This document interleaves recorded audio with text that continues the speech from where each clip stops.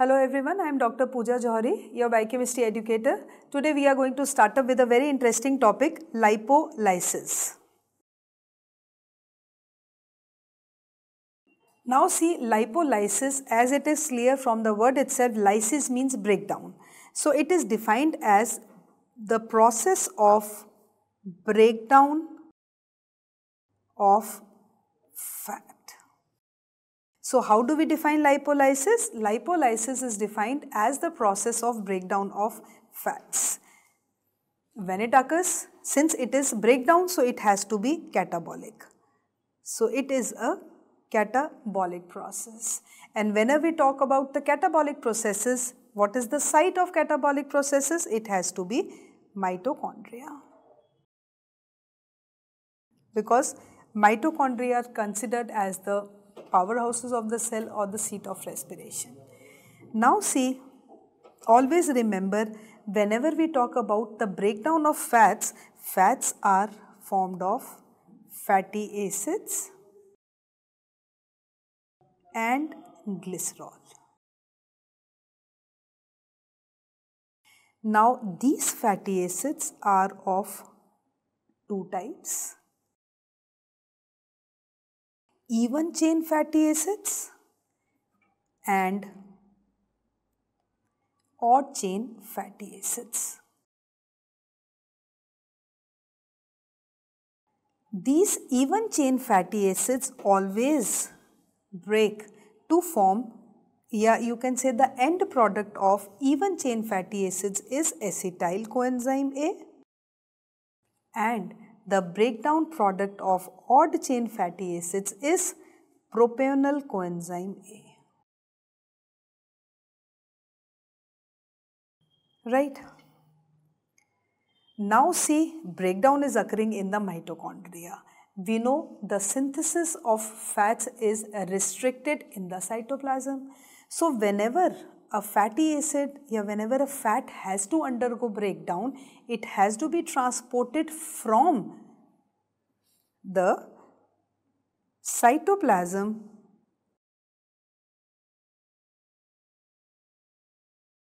to the mitochondria. Because synthesis is occurring in the cytoplasm, whenever it has to undergo degradation, it has to be transported. Now before it has to be transported, it needs to be activated also. Because always remember, we are synthesizing a fat molecule, so this is activated. Activation of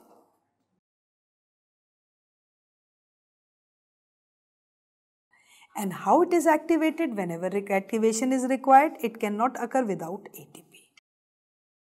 Right? So this is what is the brief overview of lipolysis. Breakdown, catabolic process occurs in the mitochondria.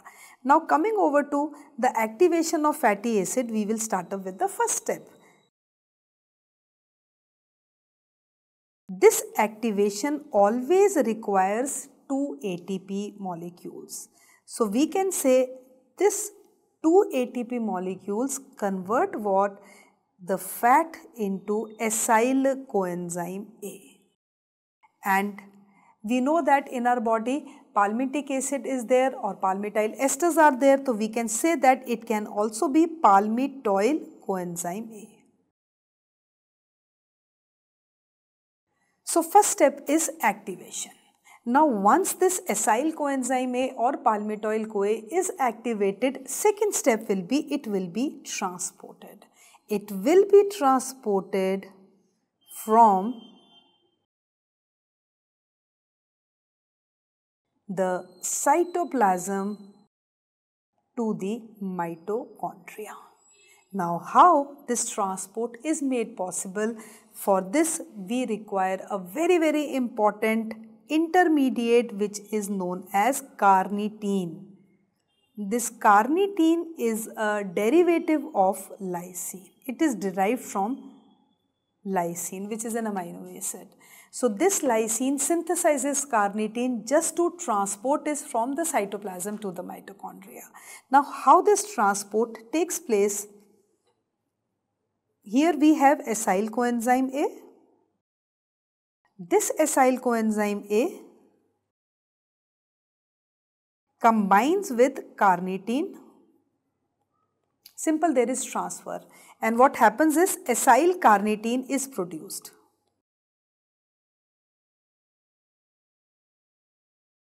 And what is left is SH coenzyme A. And this acyl carnitine enters here where it is converted, because our main motto is to get this acyl CoA. So this acyl carnitine will give this acyl coenzyme A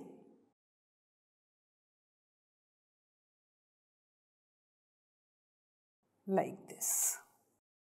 So what we get is, we get this acyl coenzyme A in the mitochondria. Now the question arises, what are the enzymes required for this process?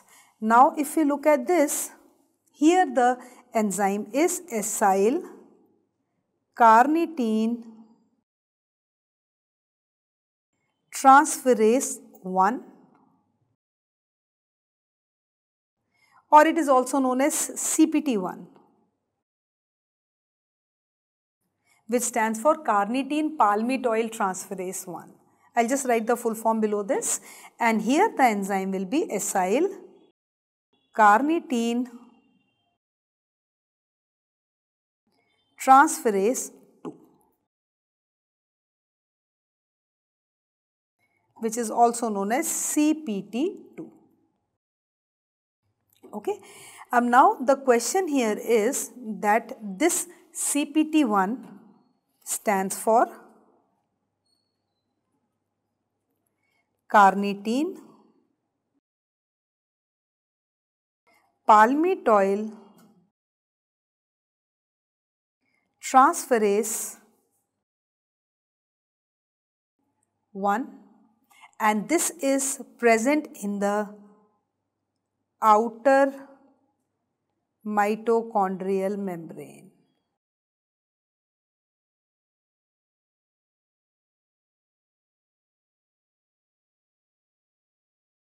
Right? Just write it here also, OMM. Then CPT2 stands for carnitine palmitoyl transferase 2, and if we see the occurrence of this, it is present in the inner mitochondrial membrane. So I'll just write it as IMM. Now you know that between outer and inner membrane there is intermembranal space. Here also one enzyme is present, which is known as translocase. Translocase. Right? So ultimately what we get is, I can say that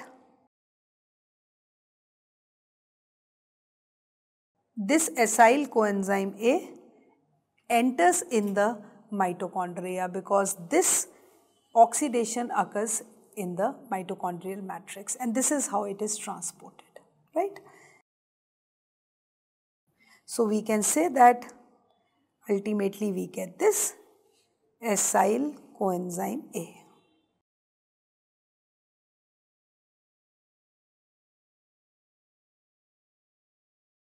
Or we can refer it as palmitoyl CoA. Right? Now see how this oxidation occurs. Now whenever we talk about this oxidation, we know that it is a fatty acid. Right? So it can have alpha carbon atom, it can have beta carbon atom, because if we see the classification also, there are different type of carbon atoms depending upon the position. So whether it is alpha carbon atom, whether it is a beta carbon atom, or whether it is a omega carbon atom, always remember the ultimate pathway of degradation of this fatty acid has to be beta oxidation. Because alpha carbon atom is what? It is adjacent to the functional group. You all are familiar with this, adjacent to the functional group. If we talk about beta, it is adjacent to the alpha carbon atom. And if we talk about omega, it is the farthest carbon atom, isn't it? Farthest carbon atom.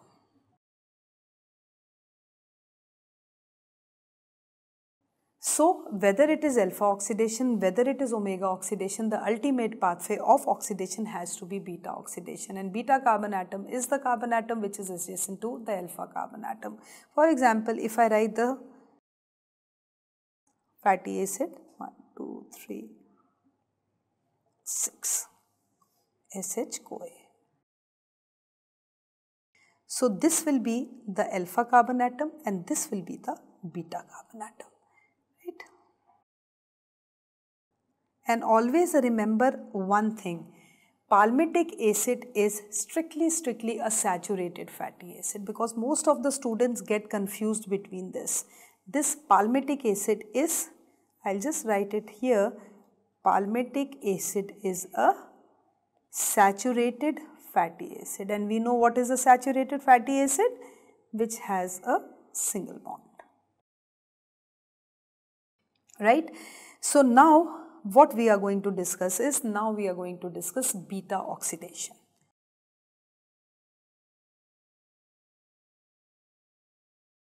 So far it is clear. Okay, beta oxidation है क्या? It is oxidation of the beta carbon atom. कहाँ पे हो रही है? It is occurring in the mitochondria, inner membrane of mitochondria or the matrix of mitochondria, right? And here, what are the steps involved? Activation followed by transport. And then now it is susceptible, or you can say it is ready for oxidation. So this beta oxidation occurs in 4 main steps. One is obviously oxidation, or I can say simple, dehydrogenation, followed by hydration, followed by another dehydrogenation, and the last step, because I told you it consists of 4 main steps, and the last step is thiolytic cleavage. So what happens is, we'll start up with this. You can call it as palmitoyl-CoA, you can call it as acyl-CoA, right? So if I have to write the structure like this, RCH2, 1, 2, 3, 4, 5 and 6, like this. Now first step, this is alpha, this is beta carbon atom. Now see, the first step is, just now I told you it is dehydrogenation. So dehydrogenation means FAD is the one which is required here. So FAD is converted into FADH2.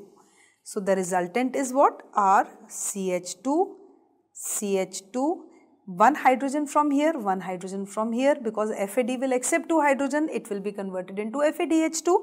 So it is going to form CH double bond CH, C double bond O, SCOA.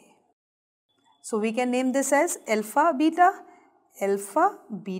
unsaturated, because now it has become unsaturated. You can see the double bond, unsaturated acyl-CoA. Just now I told you, if you want to write palmitoyl-CoA, you can write palmitoyl-CoA. Then you have to define this R group, because palmitoyl has 16 carbon atoms. Here I am just representing it as R. Second step is hydration. Hydration means addition of water. Water is what? HOH. Since everything is taking place at the beta position, so we can say this structure can be converted into this type of structure, CHOH, CH2, C double bond O, SCOA. Right? So this is known as beta position per hydroxyl group is there, so we can say beta hydroxy acyl-CoA. Right? Third step is what? Again dehydrogenation. Now here the acceptor will be NADH. So we can write NAD will be converted into NADH plus H positive. So HH will go out and this type of structure will be produced. R CH2 CH2 C double bond O. CH2 C double bond O SU, isn't it? So if I have to name this, it will be beta keto acyl CoA.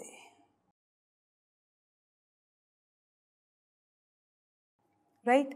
Last step is thiolytic cleavage. Thio, wherever thio group you will find, it is related with sulfhydryl group. Lytic is lysis or cleavage. Okay.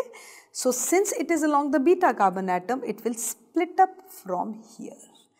Thiolytic cleavage means this molecule will go out. So I can write CH3 because when it goes out, you know carbon is tetravalent. CH3 SCOA, and the leftover is what? R CH2 CH2 C double bond O SCOA.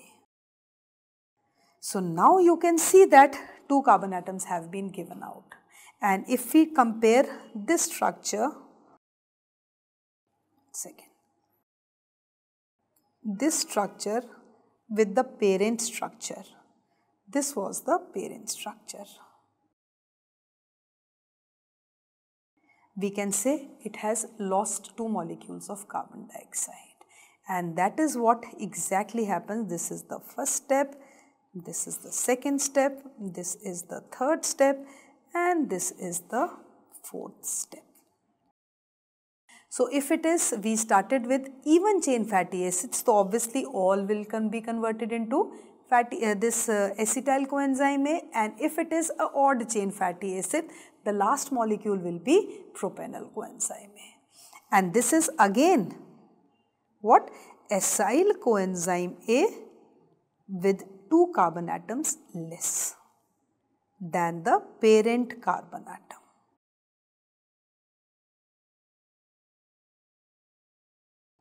Plain and simple, right? So this is what is, you can say, beta oxidation. First step mein you can see FAD, FADH2, then followed by hydration, then this, and then this is produced. And it keeps on going unless and until the entire degradation takes place. Now see, this is one way of remembering beta oxidation. But another simple way of remembering this is if you know the number of carbon atoms. For example, if I say palmitic acid, okay, how many carbon atoms palmitic acid has? It has 16 carbon atoms. So the formula for calculating the number of cycles is n/2 minus 1. So if I say palmitic acid, it will be n 16, so 16/2 minus 1, it comes out to be 7.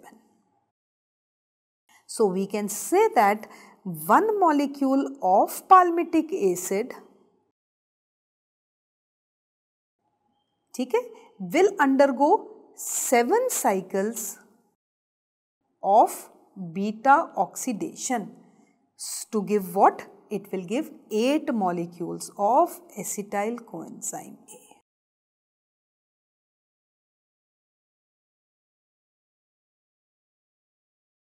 Means if we talk about one molecule of this palmitic acid, it will undergo 7 cycles, right? And if it undergoes 7 cycles, it is going to give 8 molecules of acetyl coenzyme A. Now the most important thing is we have to calculate the energetics, because again we will come to that lipolysis kab ho raha hai? When the body requires energy, because it is a catabolic process. Kab ho raha hai? When the body is under fasting, or you can say prolonged fasting means starvation. Okay? So always remember one thing, our brain and heart, they are the 2 organs which just cannot stay without energy for even a parsec of second. Okay? So now see, if we talk about this one molecule, if you look at the energetics only, 7 cycles. So I can say 7 cycles means 7 FADH2 will be produced. If we talk about the energetics.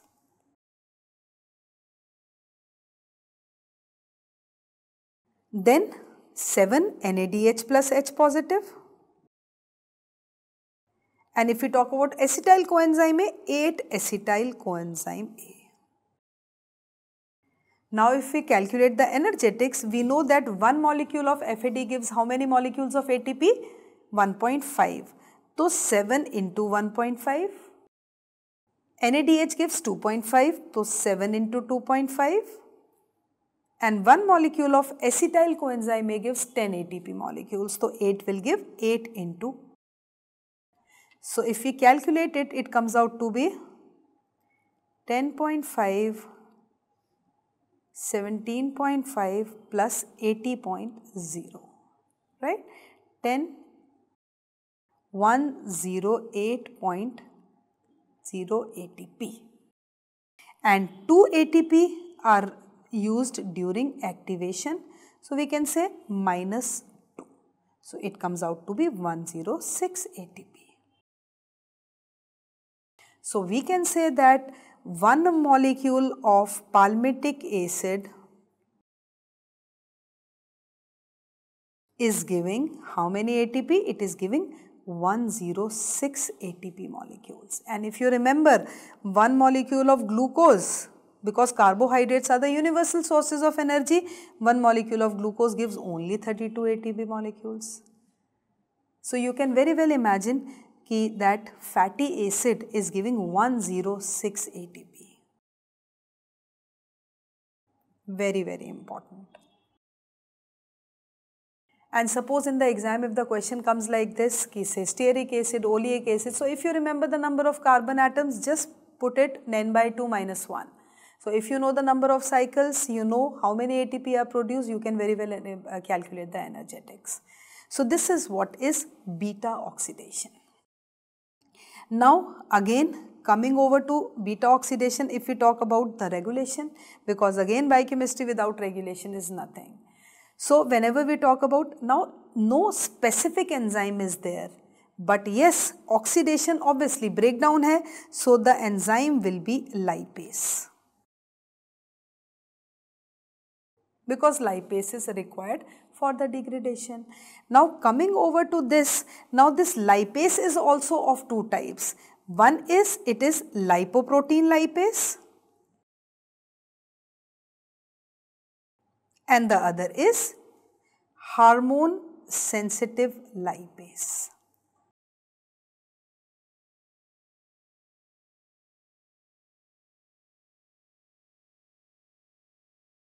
Okay. So always remember one thing, if we talk about lipogenesis, you know insulin promotes lipogenesis. So if insulin being an anabolic hormone is promoting lipogenesis, it will inhibit lipolysis. On the other hand, glucagon, if it is promoting lipolysis, it will inhibit lipogenesis. So this is how we study the regulation. So this is what, this is simply beta oxidation, right? अब ये तो हो गया normal beta oxidation. अब now what happens is, what is the fate of very long chain fatty acids? We call them as VLCFAs, very long chain fatty acid. Because whenever we talk about the fatty acids, okay, we never talk about whether we are having short chain fatty acids, medium chain fatty acids or long chain fatty acids in our diet. We simply have fatty acids in our diet. So it is actually what is taking place in the body. So if we talk about these very long chain fatty acids, they first of all go to the peroxisomes for their oxidation. Okay, so because they cannot enter in the mitochondria directly, and to travel to peroxisomes also they require a protein molecule. Carrier protein is there which will transport these VLCFAs to the peroxisomes. And when they enter to the peroxisomes, the oxidation ends up to form one molecule of octanoyl-CoA and one molecule of acetyl coenzyme A. These are the end products. And once this octanoyl-CoA and acetyl coenzyme A is produced, then obviously acetyl coenzyme A, if we talk about the fate, it undergoes TCA cycle. This octanoyl coenzyme A can undergo oxidation in the mitochondria, right? Where again it will be converted into acetyl coenzyme A only, right? So you can say that if we talk about the oxidation of very long chain fatty acids, they always enter into the peroxisomes first, where they will be degraded to form octanoyl-CoA and acetyl coenzyme A, right? And these are the end products, and this octanoyl-CoA will enter in the mitochondria. Now, what is the biochemical significance, biomedical significance of this? Now, the most important point about this is, what is the clinical significance? Let's put it that way. Now, see, what is happening is, you see a carrier protein is required for the transport of these. If I say this carrier protein is defective, what will happen? If this carrier protein is defective,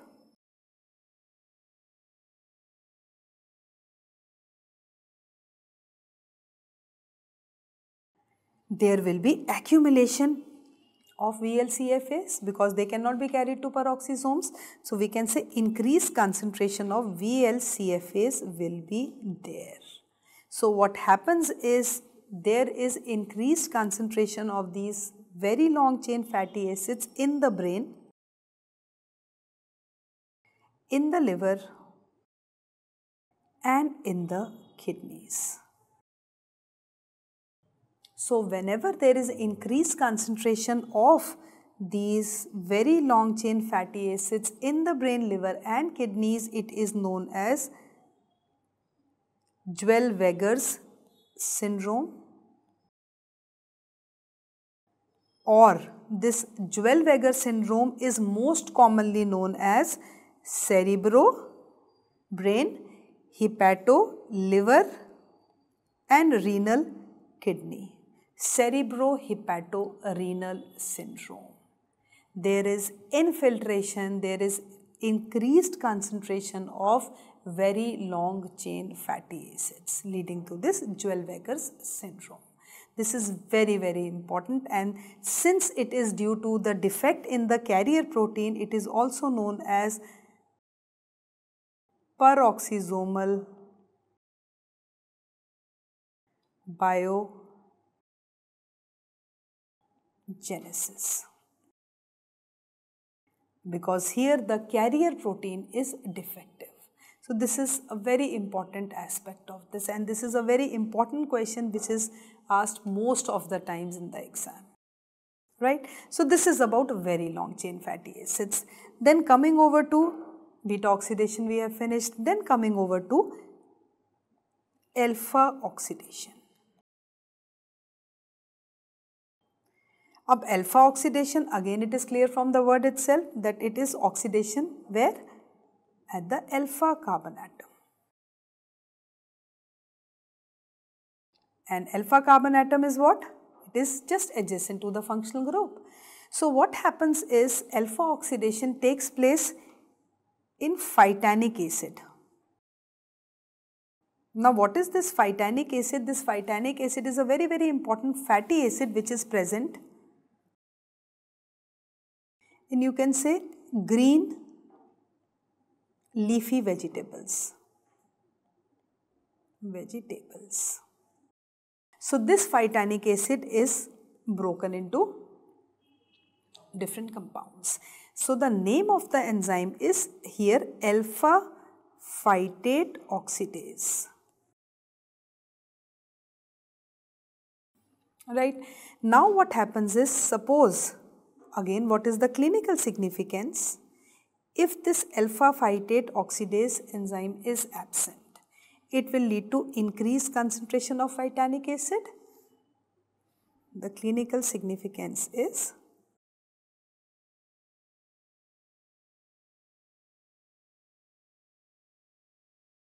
if there is absence of alpha phytate oxidase, there is increased concentration of phytanic acid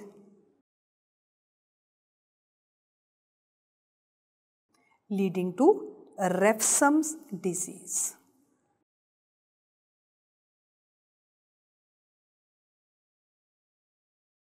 So we can say that this Refsum's disease is caused by